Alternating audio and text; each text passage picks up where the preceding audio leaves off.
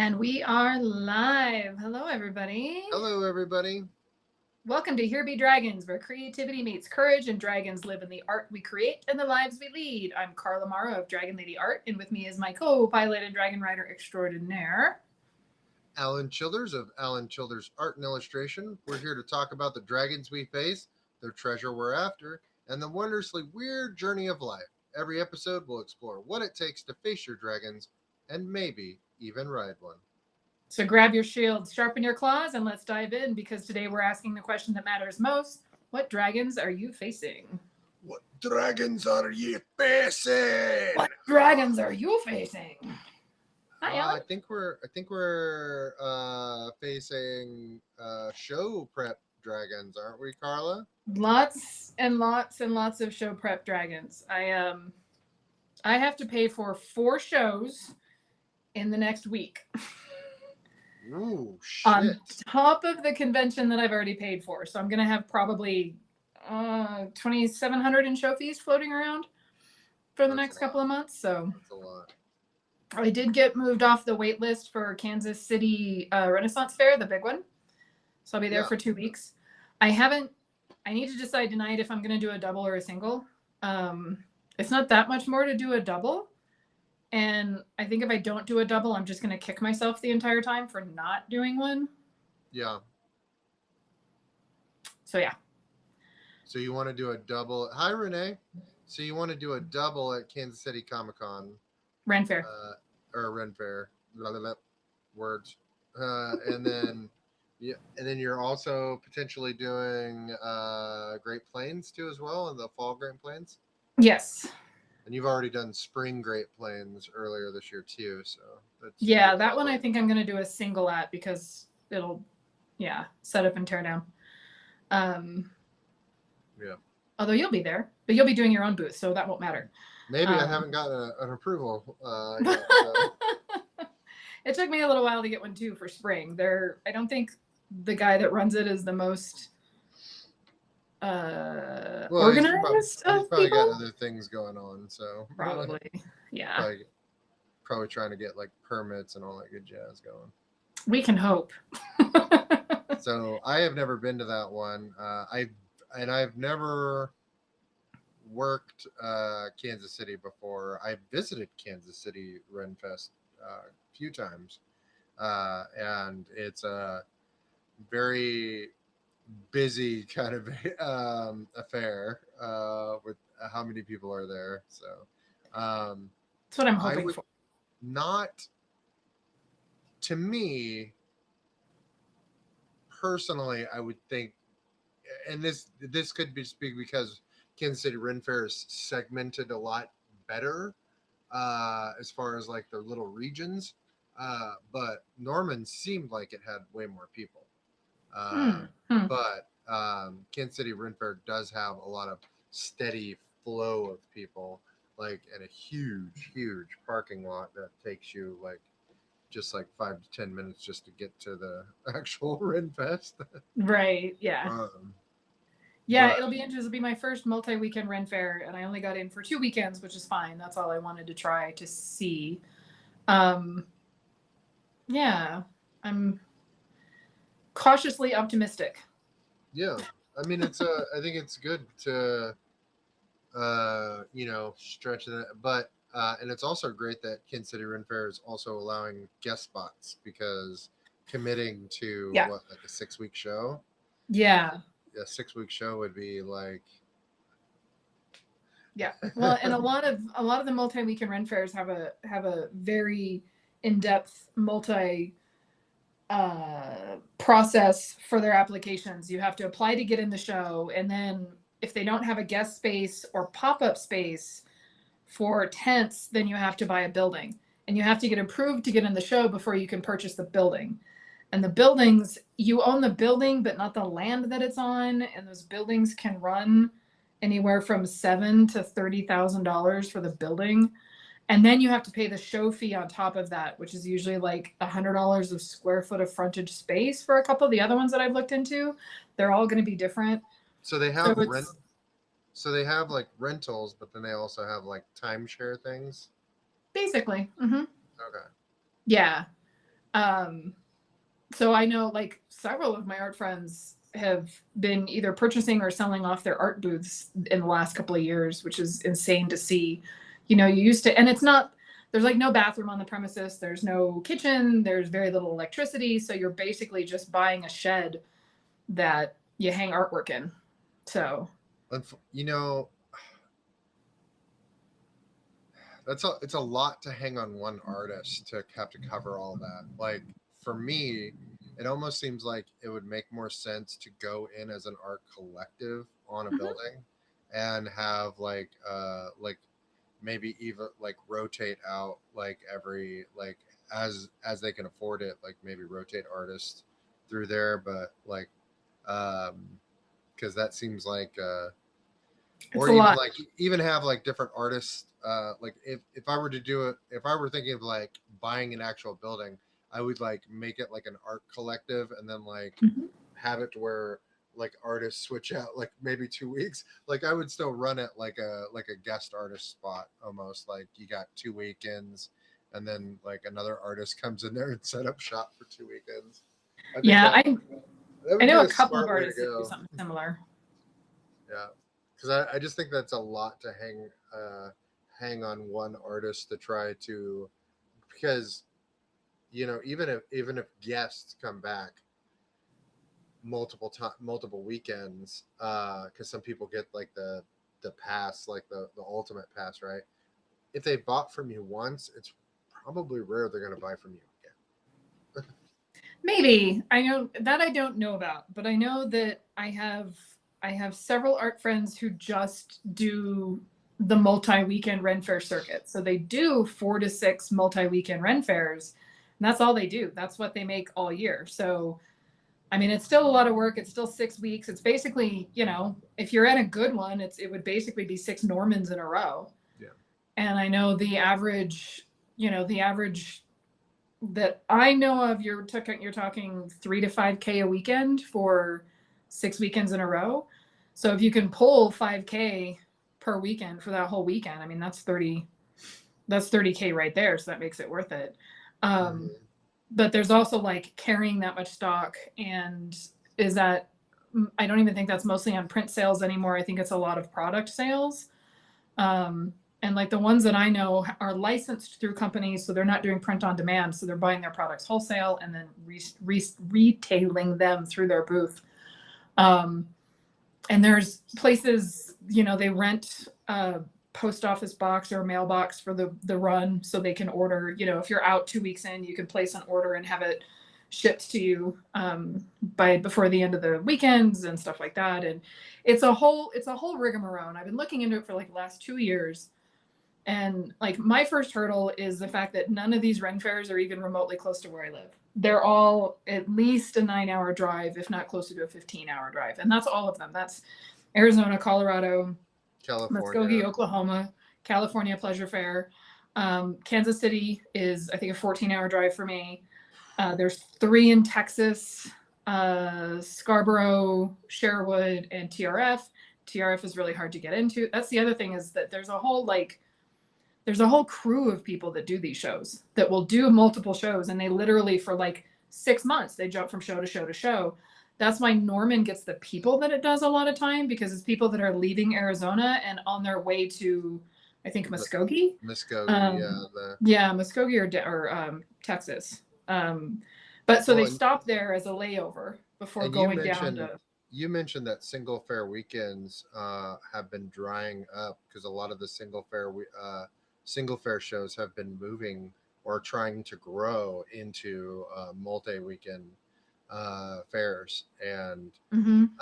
unfortunately, like for some mid tier artists or artists that can't travel very far, that reduces an opportunity for them For sure. in some cases. Yeah. So it's like you're being rewarded for being flexible, but then being punished for having, uh, not having that flexibility as an artist to commit to that type of Mhm. because that's too that's in some cases you have to stay an entire week in the place that you're at, so you have to make hotel costs as well as everything else. So Yeah. Or have friends. yeah, have friends. I'm staying with well, I need to message her, but I'm planning on staying with a friend in Kansas City. I have friends in Denver and Dallas and Phoenix, Salt Lake City, and we all stay at each other's houses when we're at various shows. So Yeah. that kind of helps. There's a few Well, friends yeah, that I I mean, won't stay with anymore, and but even with that, you can't always count on that because there's family no. emergencies, there's things come Hmm. up, So it's So it's precarious. yeah, yeah. Well, making that decision too, like most people when they start out doing shows, they do their local shows, or they do like 2 hours away because that's drivable, right? I did last year when I did Carlsbad. Carlsbad is 2.5 hours away. The show runs Saturday, Sunday. I'm sorry, Friday, Saturday. You're there Friday morning at 8 a.m. to set up, and then the show starts at 3 and it goes until 8 p.m. And then Saturday starts at 10 and closes at 8 p.m. on Saturday. Now, Carlsbad is very weird because it's all oil town and there's not a whole lot of hotels, and the hotels that are there are incredibly expensive. So I ended up driving back and forth 2.5 hours. So I was getting home between midnight and 1 a.m. and then getting up at 5 in the morning to go back to the show the next day. And then after teardown, I think it was like almost 2:30 when I got home on Saturday night. Um, and Man. then I died for a week. Like for a whole week, I was like, "Don't talk to me. I cannot Don't talk to function me. as a Don't talk human to me. being." I'm out. Exactly. I'm And I shut down. normally wouldn't do that, but I didn't have a choice last year. Yeah, Um, a large. I usually need a reset, like 2 or 3 days after a convention or something to reset. And But one thing I was also thinking about with these longer shows and shows further away, if you have any kind of like family or dependents, like I have pets, it's just another factor you have to think about. You have to get a somebody to watch them if you do not have a partner or a spouse or a support system for your dependents as an artist. Like those are extra added factors and extra added fees that come out of you being able to participate. Being an artist and doing shows in this way um, is really kind of like a pay to play system, and a lot of times it just seems like maybe folks just break even is probably the best bet. for sure, for sure. We've used Rover, we've used family, we've used friends because we've got 3 dogs. Um, or we have a couple of friends that rotate. One friend comes in the morning and the other friend comes at night, kind of deal. We're fortunate. We've had to use Rover, but yeah, it's definitely not cheap to Yeah, do this at all, right? And that's not even like counting like your show. That's just to get to the show. I mean, I have thousands of dollars invested in tents and setup and tables and my vehicle and everything else, and that's been over 20 at this years, point, so do I. right? You're definitely getting there. Um, yeah, my tents are super high end tents, and they run me. My tents are $800 and $900 a piece right now. And then I have a smaller one that was like an $80 tent for quick pop ups that I know the weather's going to be good, Yeah. right? And that's it too. These outdoor shows, like the last couple of weeks, there's been major art shows across the nation, and the weather has been horrendous.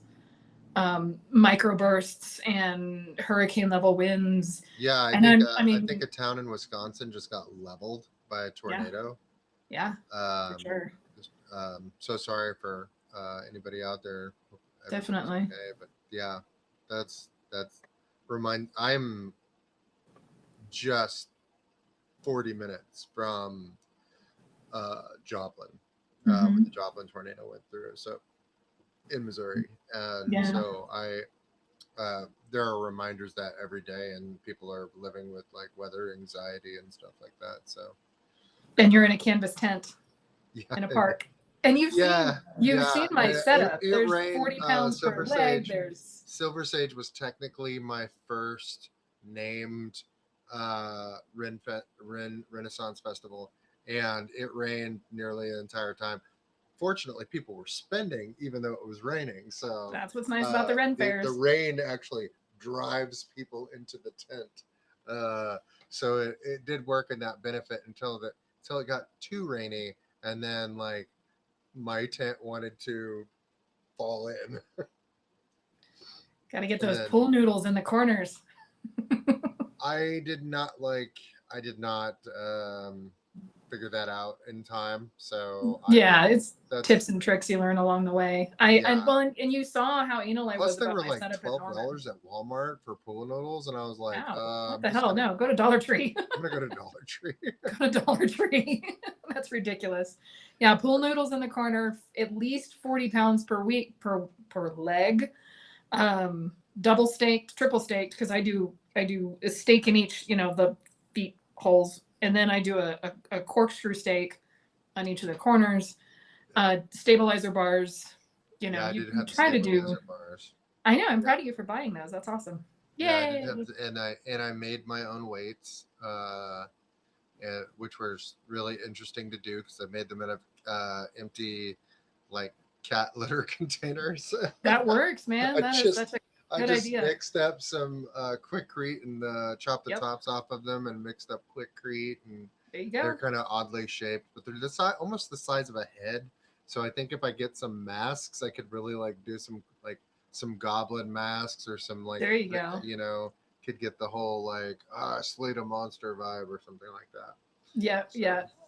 Yeah, I mean it's like everything else. You want to start as inexpensive as you can and try to invest in better stuff as quickly as you can. But you don't yeah, want to skimp out on stuff. Like if you go to, start checking yard sales for weights, even if you're using, because the first like 5 or 6 years I used the round weights that you put on bars for weightlifting. yeah, And I just looped the ratchet strap through the hole and used that as weights. Like there's ways around it that you can do it more inexpensively, but yeah. you don't want to skimp on it either because the weather is crazy and you don't want to lose thousands of dollars of stock. Yeah, Um, zip tie a if you have all you have is a freeway, just zip tie it to the leg. yes, and you don't want to hang it because if the wind picks up your tent, that will become a deadly weapon. Um, and those things swing. So yeah, you want to, like, if you can, like, join some fine art groups and things like that. Keep an eye out on tents. There's a lot of artists that are getting out of the game right now. So like trim lines, light domes, and things like that. Tents like that have been coming up really, really inexpensively. Oh, nice. Used, and those are, I mean, I think my mother-in-law has been doing shows for close to 40 years, and she's only on her second light dome. So, or trim line, I don't remember which. But yeah, those are tents that are like guaranteed to last 20 to 40 years, Cool. with some TLC, things like that. But then, like, yeah, so you want to try to invest in as much in your setup as you can to make sure you're not going to blow away. Um, So what other preps things have you been that you have to take into account whenever you're getting ready for a show? yeah, oh my gosh. As far So, as like the work, prepping the work and getting everything ordered on time and yeah, yeah, check your stock where you get your stock from. You always want to order, 3 to 4 weeks in advance in case something happens and you have to like emergency order it from somewhere else. I've had that happen where I've ordered prints and they like something like a blizzard came through and wouldn't let them deliver it in time. So I had to run down to Staples and order my prints from Staples to get through the show. So there's things like that. Yeah, so when I finish a show, everything kind of gets put away, and then I don't look at it until a month before the next show. Although I tend to schedule my shows back to back anyway, so when I get home, I do inventory, and then I try to reorder as quickly before the show as possible, so at least a month in advance. And there are things that it's like a pick and choose. Prints I always have to carry. Products I try to get in as much as I can. But like Oracle decks, I have to order by the case, so I have to drop almost 1,000 in Oracle decks every time I order them. oh wow. Yeah, so that's why I keep running out of Oracle decks because I order a case, and then they sell out in 2 shows, and I should be ordering more. Whoops, sorry. You might have to raise your prices on your Oracle decks there. I can't. It's set by the publisher. Oh, great. So yeah, but there's 50 decks per box, so it's It's $1,000 for the 2 Oracle decks, and I'm about to start Oracle deck number 3. And that publisher's out of Australia too, right? Correct, but it's distributed by Llewellyn, which is a U.S. distribution company. Yeah. Yeah, so there's that, and then there's making sure like your applications are in on time, and if you're looking for shows, the Ren list is a Renaissance Fair one. That's all the Renaissance fairs in the nation. Zapplication is really good for fine art. There's also Sunshine Artist Magazine, which has been like in print for like 40 or 50 years. It's the premier artist magazine. Mm-hmm. That's going to have most of your fine art shows listed. There's been some really, really good convention ones that are cosplay based. So I think it's like animecosplay.com or something like that. But it's people that I know. You had a rough weekend at the anime con. Look, I think there is something to be said for like if you know that if you're doing original work and your work is in a niche, like fantasy work is in a niche, and like target your audience. Know, is this going to resonate with the audience that I'm trying to sell to, and stuff like that, and kind of like gauge. It would be helpful if you kind of could gauge, like, if you could get like before you've already committed to the convention, like who's gonna be there, because like I think I was one of 2 fantasy artists, and there was some, and then the rest were kind of like a lot of different pop artists. They were really great pop artists, and I really made friends with one of them, the Stitch of the Midwest, they,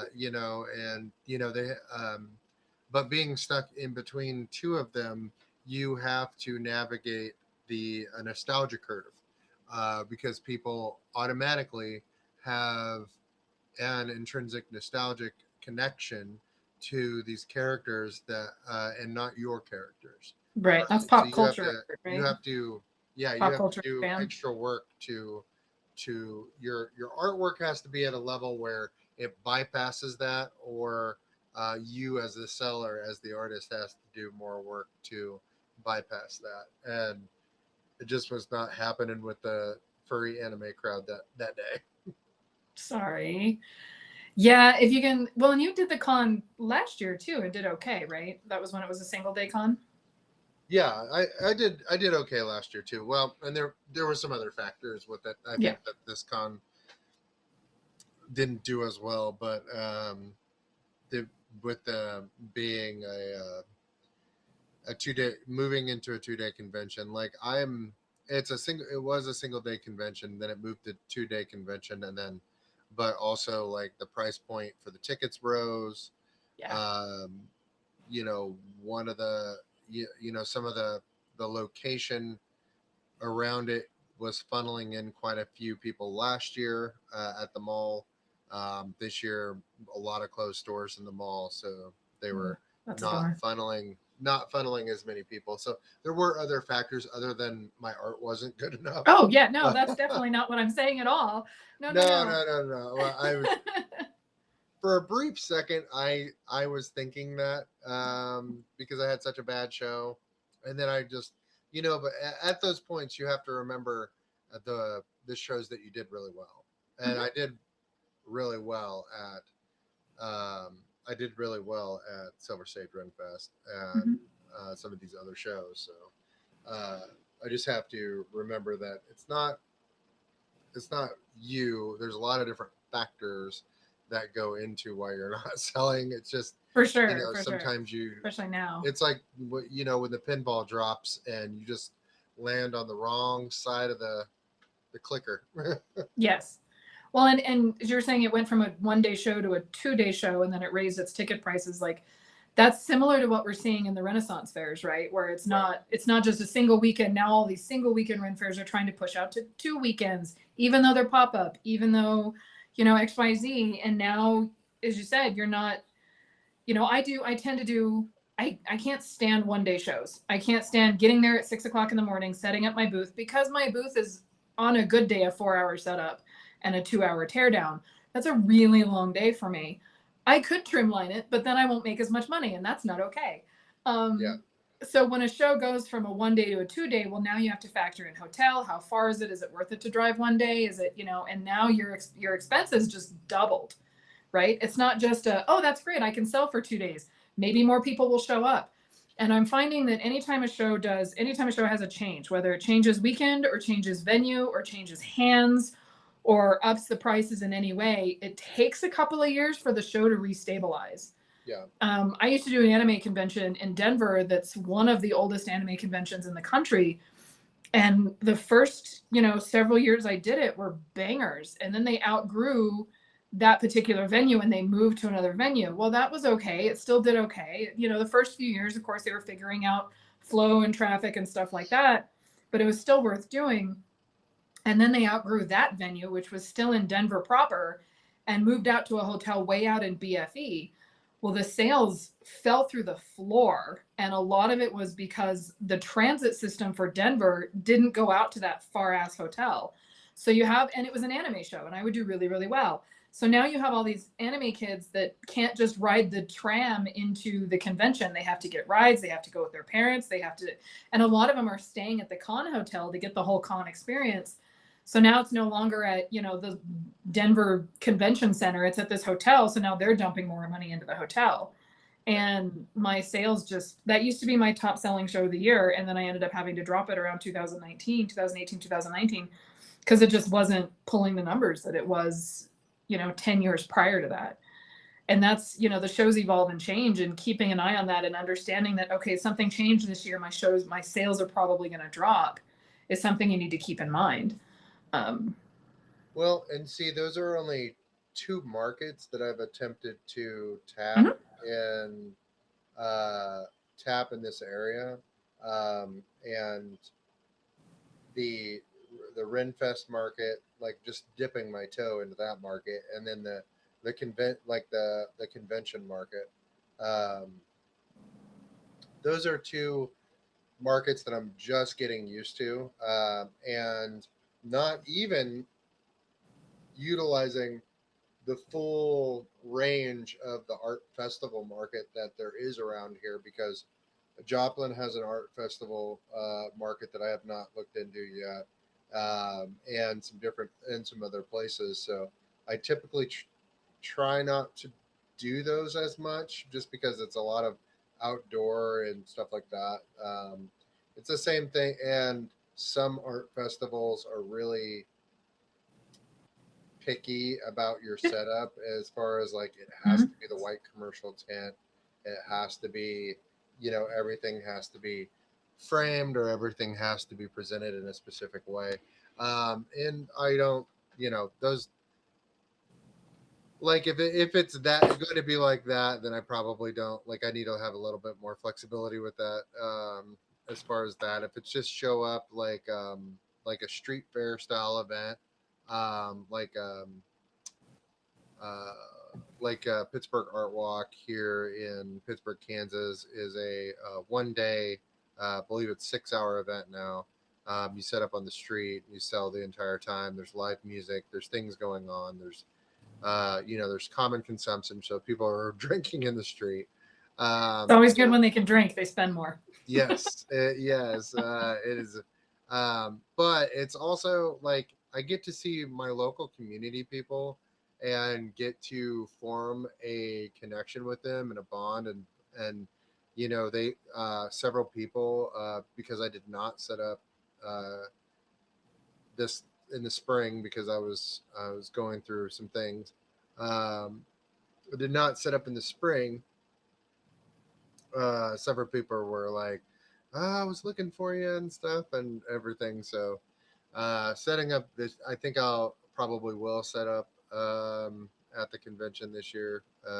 For It's just a Saturday, so it'll probably be fun to set up and do that. But and the weekend before that, I'll be helping you or 2 weekends before that, I'll be helping you in Kansas City.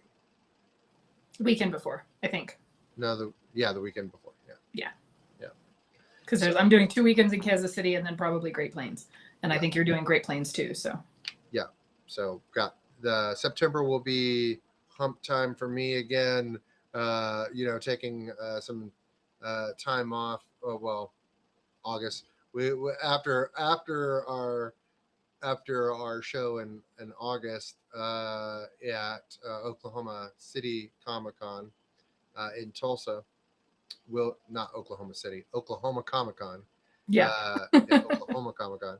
Uh, then I will be like, then it'll be, I'll have to go to my day job and work with the kids for about a month or so, month or two, month and a half. And then, yeah, I mean, I'm doing more shows this year than I've ever have before. And, um, I'm still adjusting and figuring out where I can afford it and where I can't afford it. Because a lot of these shows going up to 2 days, it's immediately they're up to that's over $100, whereas before they were just $75. So they try to do this. It's a pay to play system, but when they expand, they inadvertently price out some artists. So Right. knowing what you can and can't do as an artist who does not do art as your full time career, you have to realize like when it's prudent for you to just like not do that show. Hmm. Yeah. I mean, I left conventions almost completely back in 2019 because they weren't pulling anymore.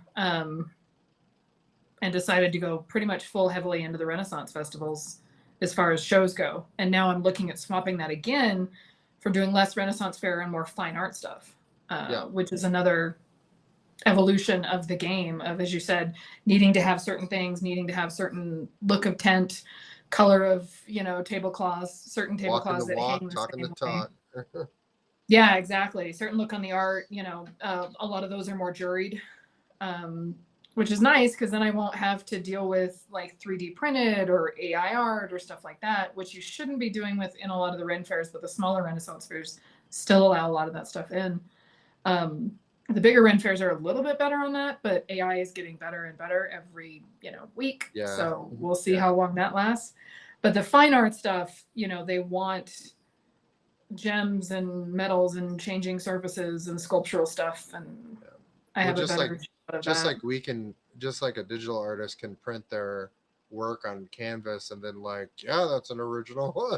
Right? Yeah, yeah, yeah. I'm sure an AI artist is totally uh Doing the and same for sure. to them in their mind they've already decided, well, it was my idea, so it's Yeah, we're just gonna skip the it's work my part of it. artwork. Yes, exactly. Because the idea is the hard part. Yeah, Ask me how many ideas I have right now. right, right. It is way more than I can handle. Ideas are like popcorn. You just put them in the microwave and they just blah, blah, blah, blah, blah. Yep, pretty much. The cauldron of my brain, and then it spits out stuff. The cauldron of your brain. Yeah, we need that. Yes. That should be a sticker. Brain cauldron. The cauldron of my brain. Just a Cauldron of my cauldron with a brain brain. bubbling in it. Yeah. But yeah, I love shows. It takes me a little longer to come down after them than it did 10 years ago. I used to be able to just take a couple of days and recover. Now it's closer to a full week. When I was in the middle of chronic illness, it was closer to a month. So that was fun. It's better now, but I still have to be careful. I am very worried about September. 3 shows in a row. Yeah, Very that's a worried. little bit of a burnout. You're you need to watch out for burnout territory. Exactly. Yeah, yeah, yeah. One in August, 3 in September, a small one in October, which is the last small one that I do Pagan Pride Day in Las Cruces. And then another one in El Paso, another Ren Fair in El Paso in November. So Carla only knows where the brake is in her car, not in her art practice. hey, I see nothing wrong with this. I don't know what you're talking about. Do we want to Well, I talk mean, about the it's planner good and to the have 3 Oracle it's good decks to I'm have building that too? drive because I think kind of I've been in a like funk in the last like month really, of being able to draw or create.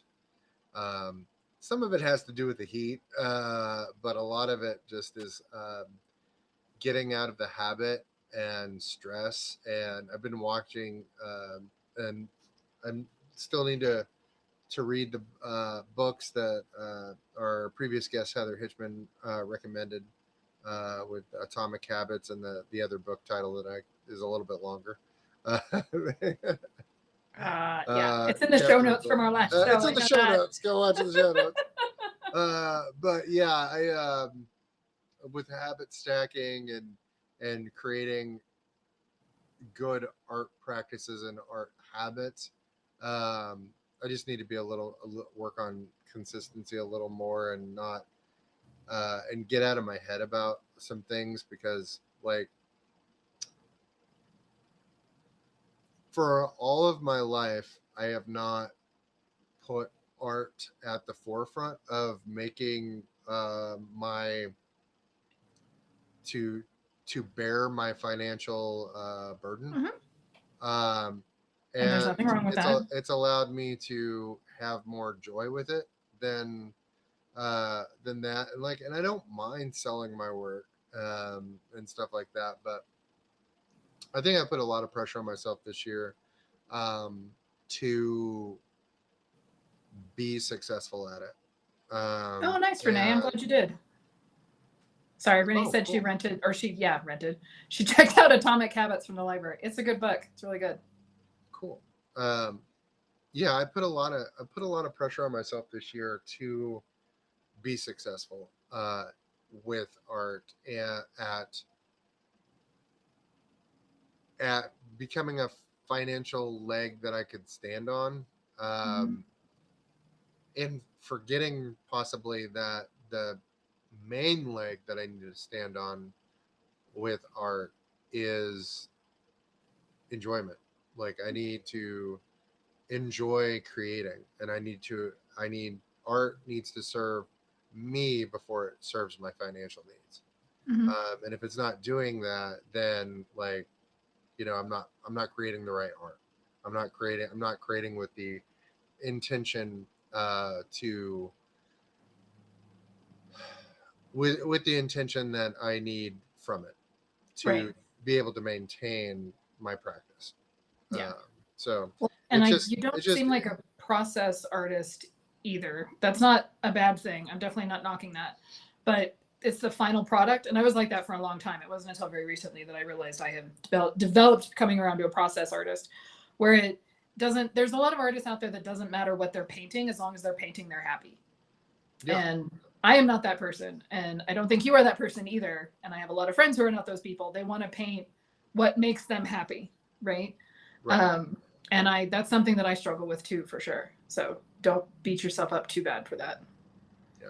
Well, and it's just And you can't keep up with me, so so stop well, trying. it's just getting back to enjoying it as a process, and using and maybe using that as a habit to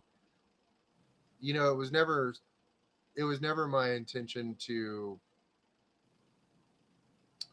have all of my like financial stuff figured out through art.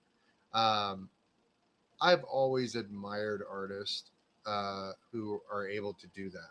I've always admired working artists, and the level and the caliber of art that they can produce professionally over many, many years.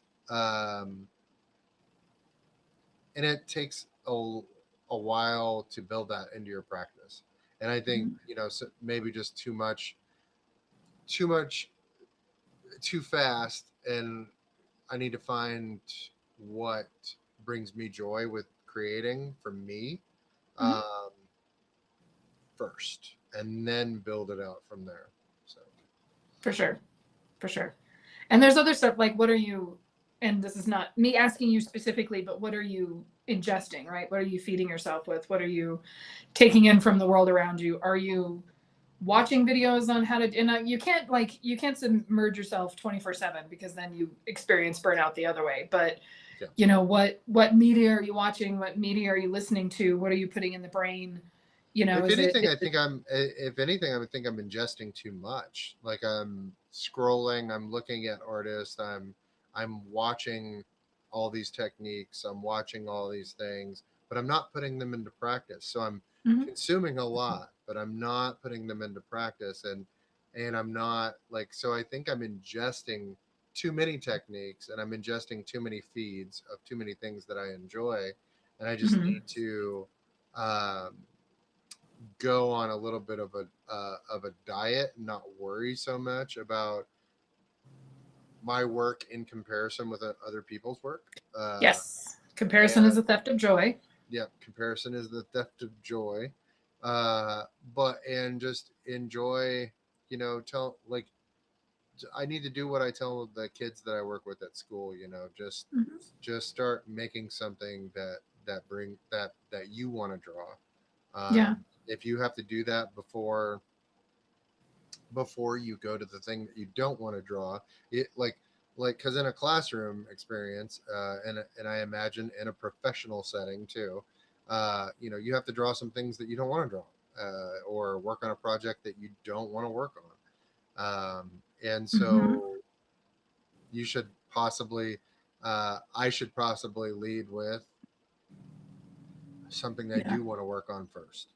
Yeah. Yeah. I'm laughing at me because I'm stuck in the middle of doing several projects that I don't want to do. And all I want to do is get to the shit that I want to do, which is the Kickstarter stuff and the 2 new Oracle decks that I've come up with in the last 2 weeks and Yeah, this planner I'm working on. And your brain has just been shitting out pissing excellence here in the last few weeks, and I'm a little bit jelly. we talked uh, about a project for you too. Oh my gosh. and there was, but there was like with me with projects. There seems to be paralysis with that. Like there's and I've been watching some YouTube videos talking about it, like that kind of paralysis of having a big project and then not thinking that you're going to be good enough to complete it, that your work is not there enough to complete it, or you don't have the CD B, the steps figured out to see it through to completion. Because I kind Mhm. of like those kind of things can get like intimidating, and it prevents you from even starting sometimes. Mhm. So I just need to work on my confidence and and learn to enjoy my practice again and get back into it, and have fun and experiment, because that's Yeah, the only way to even making bad art should be enjoyable. for sure. Yeah, yeah, yeah. Well, and like you've seen the Sumro, John Sumro and his sketchbook, the squigglies. Were you there when he was talking about how he started having other friends make squigglies for him Yeah, yeah. because he started noticing he was making the same marks over and over and over again? I thought that was kind of interesting. So you But just now he wants and to then do he'll it as a make a drawing Kickstarter. out of a So squiggly. yeah, yeah, and they're really good. Um, and yeah, he just announced like or mentioned like yesterday that he wanted to do it as a Kickstarter. So I was like, dude, hit me up. I'll help you out. And that's it too. Like if you need help breaking down projects and whatever, we can talk. I've got Yeah, ideas. I can help. yeah. Um, I know you don't want to ask me to help too much, but that's the shit I like doing. And if anything I can do can help you get your ass back up on that horse, by all means, reach the fuck out to me. Because I think you have the skills to do what we talked about now. But, you know. Yeah, I mean, and those are exciting things too. I've also got ideas for. The thing is I have so many ideas right now that it's like knowing, like having too many ideas can also have a little bit of paralysis too. Like Yeah, I've got decision fatigue. I've got ideas for local workshops around my area, because I just got done doing a fantastic workshop for a gallery in Joplin. But I was like, there's really no workshops kind of like what I'm doing here in my area. So I was like, I could recreate that next summer too, and have some type of workshop kind of thing too going on. Um, so, and then I've got Goblin Market going on with in October, late October, um, which is a show that I'm hosting. For through a like a little nonprofit organization kind of thing that I've started up for my local for a local arts community and stuff like that. And it's just things have a way of growing beyond you fairly quickly, uh, Yes, for sure. and so just sometimes it behooves yourself to do less, like do less, have less to do, have and, I, and, No. and Mm-mm. that's horrible for me because I I do don't understand the everything. words that I've are got to coming out of do. your mouth. I have to do everything. I have to fill my days and my weeks and things just up with stuff. uh, with And that, but ladies that and leaves gentlemen, is no how you get time. burnout. But I'm not. But with doing that, I've realized that I'm not leaving myself time to make art, and Hmm. that's a problem.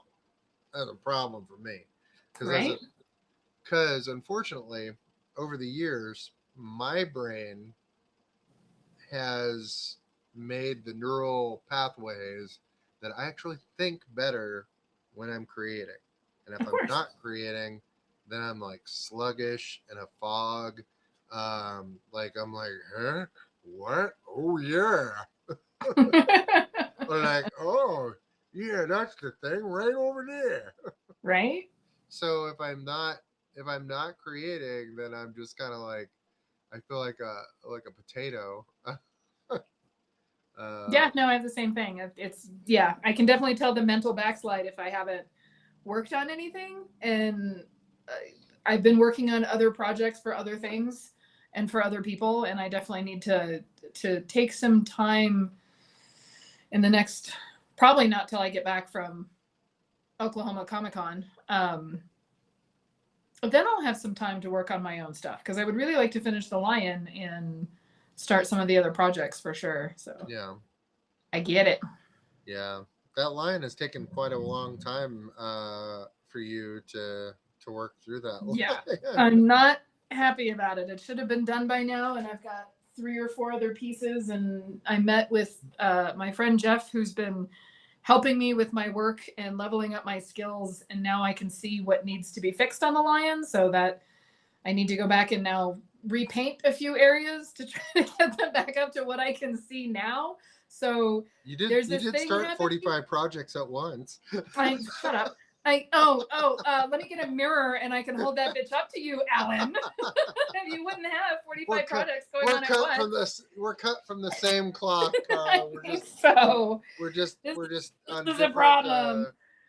we're just at different waypoints in our journey, but we're cut from the same Yes, cloth. I think so. Uh, yeah, it's funny because for me, I keep drawing and painting mentally, and I talk about the crucible of my brain and putting stuff in, and that's how I create. Is I fill the crucible of my brain, and then it spits stuff out. And so I'm not one of these artists that can doodle like John and his do. I don't work like that. Oh yeah. Um, and I wish to God I did, because I've taken a bunch of classes and stuff, and they're like, sit down and think about what you like want to paint and how you. And I'm like, no, I need to put that shit in my brain, wait for 2 weeks, and see what comes back out, and then I can adjust from there.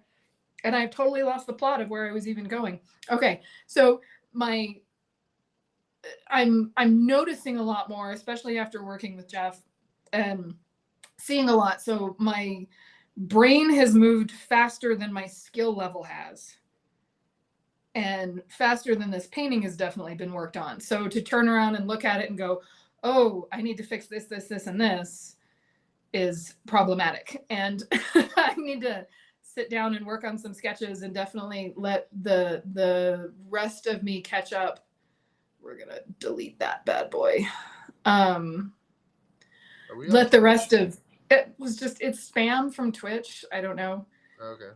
we're planning on moving off of Twitch, by the way. We're trying to get moved onto Substack for our third channel that we're going to be posting to. So keep on the lookout for that. But yeah, I need to do a heck of a lot of things. And that's part of the problem. But yeah, so you don't think the line's good? I thought the line was in a good direction. It is. I'm happy with it. It needs more work, which is, of course, like a duh. But yeah, there's a few things like the mane and the face that I want. I thought the face was done. And now that I've learned what I have learned, I want to go back through and kind of glaze in some other colors and stuff. And in the midst of all this, I've decided to switch to oils. Finally, I know, just on the metal, because the oil paint will don't give me that face. It will have the closer look to what I want. You want the luminosity. I want the absolutely. I want the luminosity. And after working with the acrylics and being unhappy with the way the acrylic blends and moves and whatnot, some friends of mine talked me into trying oils. So when I get back, I will be ordering oil paint and going from there. So I do like oil. I think oil is and oil really, because I'm heavy-handed and sculptural with a lot of my paintings, oil would be a natural way for me to go. As far as with painting, really just slap it on there, Bob Rossinet style, But I don't know. There's the challenge of doing watercolor or gouache. There's always that little challenge that it's you always kind of want to push yourself beyond your comfort zone, but there's also something to be said for recognizing where your natural abilities lie. And my natural ability, right? I have noticed in the past when I've oil painted, it turned out remarkably better than with what my other paintings have recently turned out with acrylics. Acrylics are hard. The drawing and everything. I need to paint more. I just need to chew through some canvases and try some different stuff, because just like drawing, just like my other skill stuff, I just don't do it enough right now, and I really have to get into the habit of it. Mm-hmm. Yeah, and watercolor and gouache is where my happy place is. Yeah. I will paint in that. And I've said this multiple times. You need to learn the media to the point where it's no longer a hindrance, right? Where it becomes an extension of your arm. So you're not, when you're painting, you're not thinking, okay, this paint works like this, and I have to apply it in this way. You should be working and practicing enough that, to the point, it takes months or years to get there. You can't do this right out of the bat. But where your right side of the brain is making those decisions before your left side of the brain can catch up. And I know that's not quite right because we're arguing left and right at this point, but the thinking part of your brain is not going, okay, if I add this much blue and this much yellow, I get this tone of green. It should be automatic. Practicing to the point where you get to that point. You've trained yourself enough to with color mixing and things, consistency mixing with oils or things that your additives, that that the consistency is going to, the way it's going to look when you put that brush down on the canvas. Yeah, exactly. So just getting to that point. And I'm there with watercolor, and I'm very much not there with any other paint. So it's stumbling through. I have repainted the lion probably from scratch 3 times. Not all at once. I have wiped it out completely down to the metal once, and then I've repainted the face twice, and I've repainted the paws 3 times. And the market itself values oil paint above a lot of other. If you're looking to sell your work, people value oil paint over a lot of different stuff. No matter your skill level at that medium. Yeah.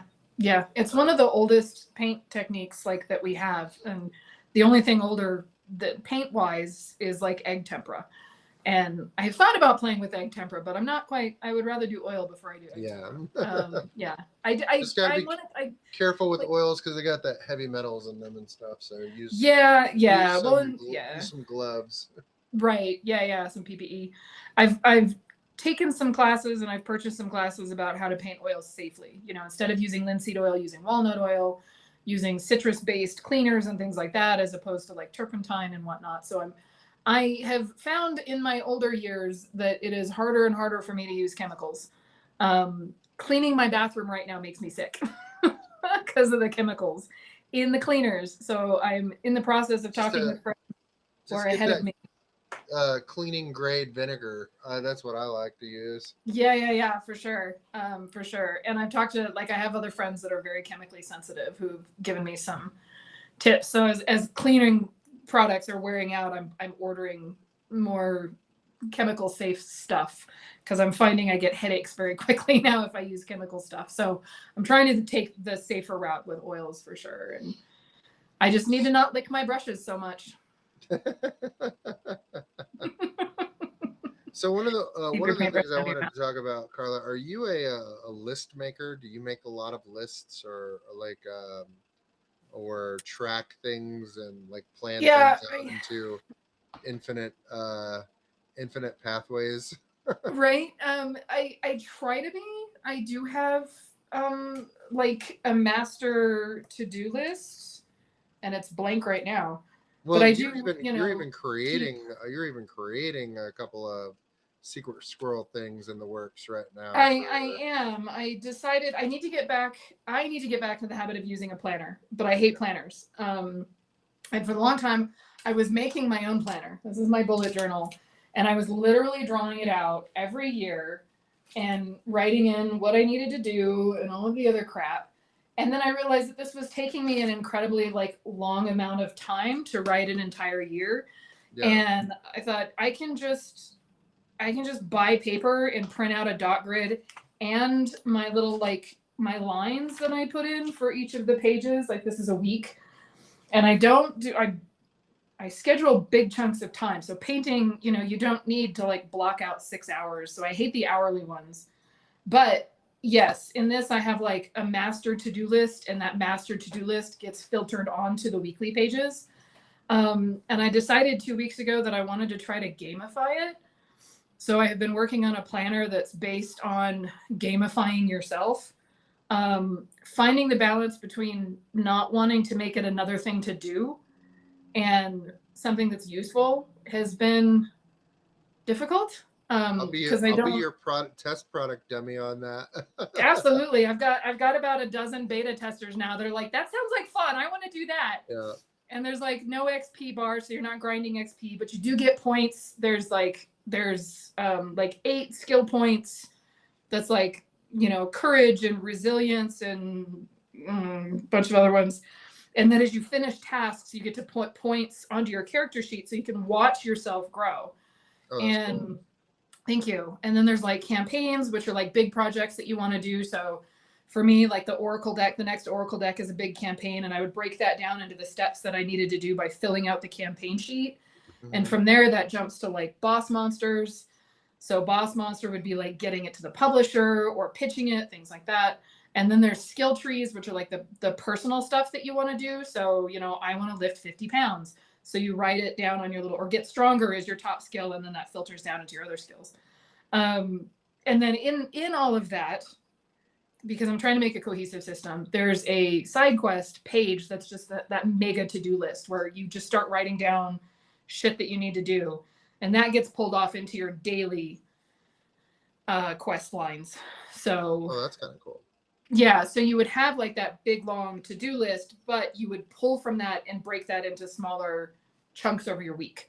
And then you're not looking at a giant to-do list. Yeah, I don't really do lists very well because I don't stick to them at all. Mm-hmm. Like I generally like know when my bills need to get paid. I generally know uh when things have to happen, so I don't like I just learned like those are when those things have to happen. But like the lists have always been kind of I haven't even made I have one of those erasable uh monthly calendars. I haven't filled it out in 2 months. Yeah. Uh just because, yeah, it's just another thing to do. Mm-hmm. And so my brain like just auto ejects it.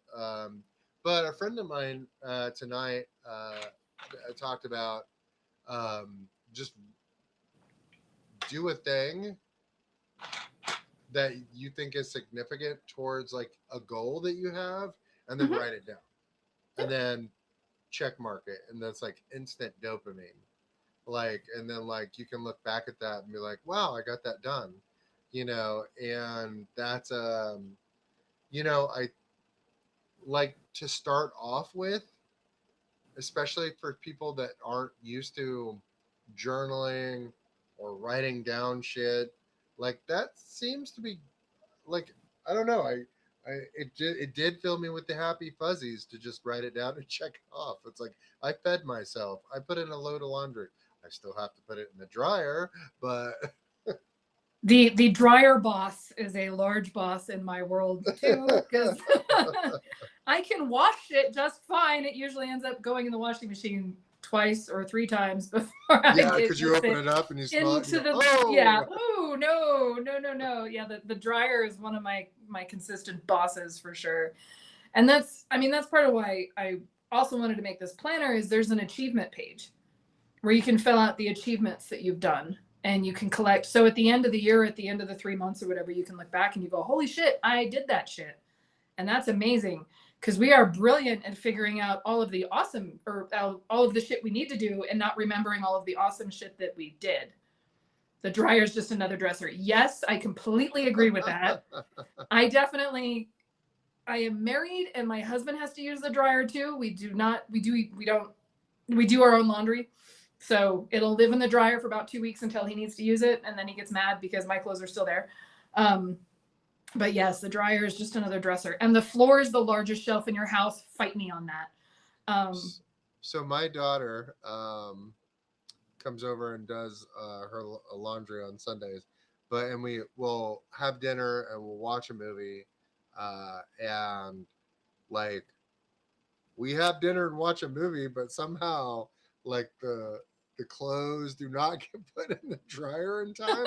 So I've got like 2 bags of clothes of hers that are dried from the dryer that I've that need to go back to her, and it's like, come on, girl, I can't come remember to do on. my own laundry. I'm supposed to do yours? Yeah, pretty much. It's like, oh, I got, and it feels like, because she only comes over like once or twice a week. So it's like, if I don't, like, I've got to do laundry. I do laundry like throughout the week. Um, like 2 days of colors and a day of whites and then back to colors and then, You separate them? I'm impressed. well, the I, whites and the I just don't buy anything white. the whites and the colors I do, but Yeah.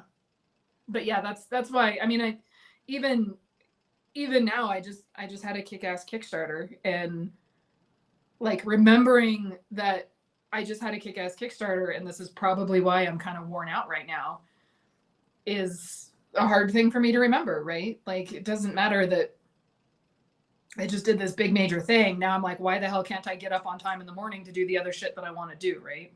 because you immediately jumped into more projects and new things. You did. I think if I were to give you any kind of art advice, it would be take time and savor the thing that you're doing, and like No. finish that one thing, No. savor it, Nope. and enjoy it. Nope. before you start People need my shit. I gotta get it out. before you start 23 projects. The new next thing is the shiniest and best thing I've ever done, and I have to go chase the new shiny thing. Gotta chase the new shiny thing and do at least 14 shows before the end of the year. I didn't do that much this year. Shush. I don't understand why there's not enough time in the day. I know, right? Could we please have like a 36-hour day? That would be Or at least awesome. a 12-day week. Yeah. Well, and I had like a chronic illness flare up 2 weeks ago too that put me down for like a week and a half. So I am really behind in everything. And then, the desire to beat yourself up over that happening, right? Because I could not function for like a week. And I came into the studio and I sat down and I hung out with the woman that owns the tea shop. And that's pretty much what I did every day for a week because I could not get into the studio or pick up my iPad. I think if I had a chronic illness and I couldn't do the things that I wanted to do, and everybody else was getting to do the things they wanted to do, I think I would just want to stab people and just, I just feel like you fucks, you, Yes. you capable Yeah. fucks. I don't want to say what I'm about to say, but I'm going to say it anyway. I am very fortunate that most of my friends all have some kind of chronic illness and we understand. Yeah. So I have like 3 people that I could reach out to and go, dude, I am having a really bad chronic illness day or a really bad anxiety day or really bad PMDD day.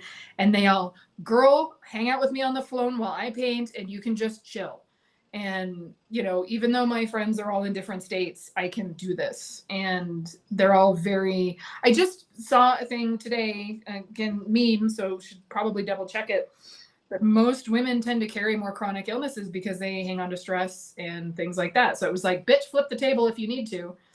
And I need to flip more tables in my life for sure. But you know, I, as you said, I tend to pick up too many projects and do too many things and push myself too hard. And that's probably why I have the chronic illnesses that I have is. Well, see, and I don't, and there's the flip side of that, which the where I am, where I won't take stress on. I won't like the thing is if you don't build Resilience. if you don't build your resilience to stress, you just never take it on. So I let projects and opportunities go by the wayside because I just won't take the stress on to do those things. And so like you can't do that either, like because Yeah. you have to you have to load the stress a little bit to be able to move to that next tier, to move to that next level. So It's another practice. And I know like uh for me, um having burnout for 2 years and then trying to come back and trying to do all these things, I have no confidence in my ability to finish or do a whole lot at all right now. So trying to with like $12,000 still in the account from from a successful Kickstarter. yeah, but the Kickstarter was easy. I haven't done any of the work yet. I mean, the book is done. The book is Yeah. done, but I have to make the bookmark and I have to do 6 extra pages and then I have to adjust the layout of the book and then I have to do all these other things. And paint the flourishes on all the Oh yeah, on 100 books. Yeah, exactly. 100 Paint. books. Yeah. And so there's a huge part of me that's like, am I gonna fucking deliver this Kickstarter late again? Am I gonna be able to finish? Just do 25 a weekend. Yeah, I'm gonna have to break it up and I'm gonna have to break it up slowly. And with the ADHD, which I was only diagnosed 2 years ago. And so this is the first big project because I was in burnout for so long. And I think a lot of that burnout was processing the fact that I have ADHD and like recognizing what I've missed in my life and what I struggled with because of the ADHD. Mhm. Trying to figure out a way around this. At least you're processing it. You don't run from Trying. it. No. You face your dragon head I on have a choice. like a boss. Thanks. Like I am pretty sure I have undiagnosed ADHD, and I don't With just have the dryer boss and your hatred of lists alone, I could diagnose you. the dreaded dryer boss. The dreaded dryer boss. Hatred. I have a sheet for that in the new planner, by the way. And I have a mini boss sheet. how to turn your hated thing to do into the final boss. Mm-hmm. Yep. So there's mini bosses, and then there's regular bosses, and then there's raid bosses, and then there's world bosses, and I have it all broken down into little sheets, and you get extra points depending on the boss. Yeah. I am totally nerding out over this. It's so dumb. Like it's gonna be cool. It's gonna be great.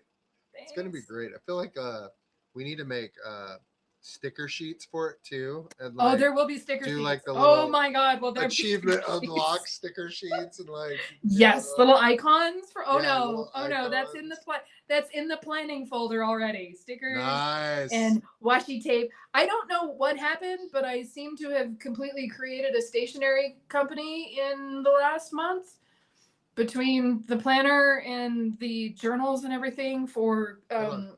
Let me get this other weight and just stack it on it. Oh yeah. I know. I need to I'm find a just gonna bring this manufacturer. other weight out and stack it on. See, you know what's funny is my therapist is always like, dude, you need to just pay somebody to make shit for you. And you just sit like in the office and throw out ideas and then other people make it and sell it. And I'm like, You're that like, would be you're ideal. like, all right, what if? Yeah, I know. My name is Carla and I have a problem with ideas and I think we lost Alan. Oh, there we go. No, you like lost. You disappeared for a minute there. Was I frozen? No, you were frozen. Me? Oh, you. I wasn't frozen, girl. You were like, do you want to build a snowman, Frozen? Do you want to build a snowman? But yes, I have an idea problem. Yeah, yeah. Well, to be fair, most of them are good. Too. I do too because I'm already like, Carlos thing like would be really great for dry erase magnets too for the fridge. Oh no! And then you could so just keep your character. You could keep your character sheet on the fridge and just and update it and like. Oh yeah, and notepads. So you have your side quests as that's your to-do list, and you can get them as notepad. Oh, bitch, please! I have lists of products already, like ready to go. I just need to find a manufacturer and design the thing. Yeah. Well, we need to make a custom cork board for putting up the side quest on the cork board. When did this become a we? Wait! Damn it, Carla! Didn't you Get say off my coattails? No! Didn't you say you needed a team of people to help you create all this one? Get on your own projects, Alan. Get off mine. Sorry, you have better ideas. So.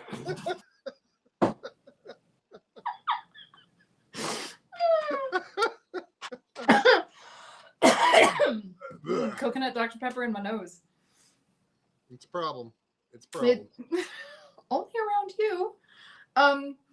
So yeah, I've got a few ideas that I'm working on and I'm breaking them down and I'm trying to get stuff off of my plate in order to do them. So talk to me in 2 weeks about how that's doing. I'm glad you worded that. Get stuff off. Get stuff off my plate. She said. What? Yes, I'm trying to do that. All right. On that note, we've been going for an hour and 15. Yeah. So I think it's time to say goodnight to everybody and do our outro. For sure. What? If I can bring it up. In all of this, we've done 20. This is our 20th episode. Wow, 20th episode. This is our 20th episode. Holy crap. And I still can't remember the intro and outro yet. I gotta read it every time. We'll get there eventually, folks. We'll get there eventually. Yeah. I was in theater for 6 years. I should know how to do this stuff. Thank you for joining Here Be Dragons. Make sure to like, subscribe, and find us on the web at herebedragonsartcast.com. We will be at Oklahoma Comic Con in a week and a half. We will have Here Be Dragon stickers. We will be looking for more guests. We will be talking to other artists and seeing who will be crazy enough to come on this little podcast with us. We have artists who are asking for spots now, which is really cool. Like people are starting to listen to us. We're kind of becoming a thing now. Hopefully we'll just keep this ball rolling. So we're on Substack, Apple Podcasts, Spotify Podcasts, YouTube, and anywhere else you listen. We will see you next time. And Thanks, guys. Happy birthday, Renee. Oh, happy birthday. Thank you.